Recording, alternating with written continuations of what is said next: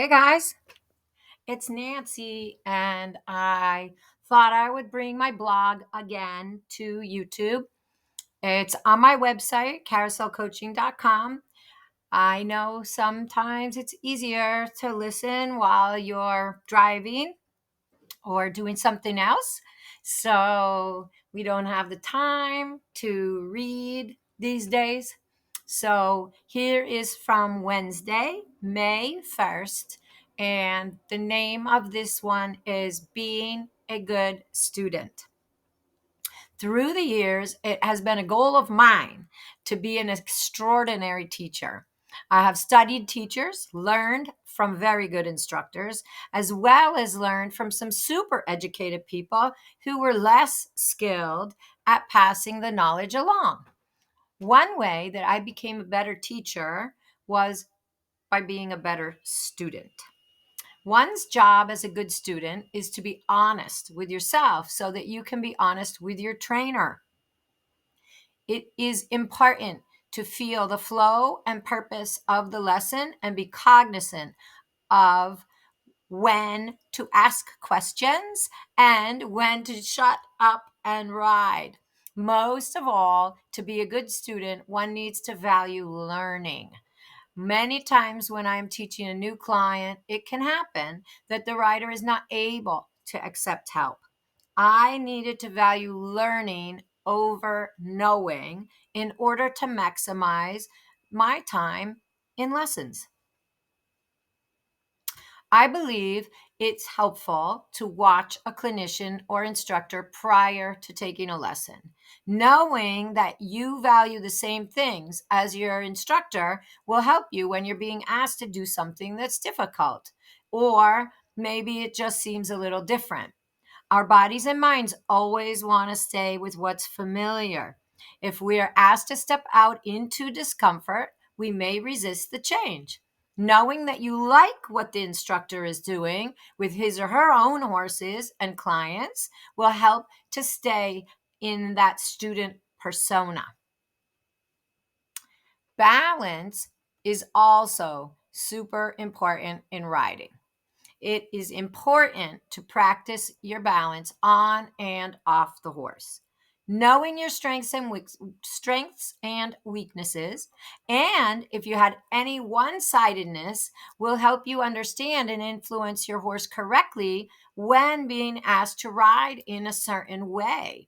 If you're not aware of your body, your instructor may have difficulty communicating what and how things need to change. I believe there are many great practices off the horse that will help bring self awareness and balance. When you find a helpful practice, such as yoga or Tai Chi, you will find yourself resetting your balance and relaxation automatically during the day. This practice will also help you understand the balance and the physical and mental state needed to optimize your riding. When taking a lesson, we're processing a lot of information. We need to think about what the instructor is telling us and all the while continue to connect and receive important information from our horses.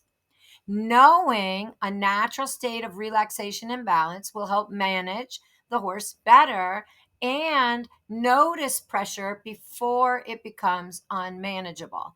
A horse that is responsive and relaxed will stay in balance much better than the horse that is being held and being prevented from making mistakes. Self awareness is key to being a good student. Another thing that helped me be a good student is to value the lesson in the moment, to commit 100% and try not to overthink things. This was not easy for me. My brain loves to understand everything. However, immersing yourself in the moment allows you to get the full perspective from the instructor. So I had to learn how to give myself over a little bit to the instructor so that I could get their perspective and then maybe be able to utilize those changes they were getting me to make.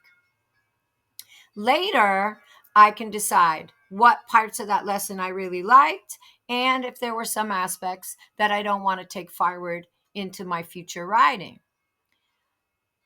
Often, when you practice those things that you were taught, it'll start to feel more fluent and you actually will have more appreciation for why they asked you to do it that way. If one is judging too much or holding back in the moment, it will really be impossible to get that concept to sink in and ride with that 100% commitment. Do communicate. Find the right time. It is easy to think that some instructors don't want you to ask questions. However, it might just be that you're not finding the right timing. So ask questions during a break, talk to your instructor about how your horse has been going and any problems that you want to focus on ahead of time while you're in the beginning of the lesson. And then when you ask the questions, be open to the answer. I would love to hear about how this helps you. And I want to make a request.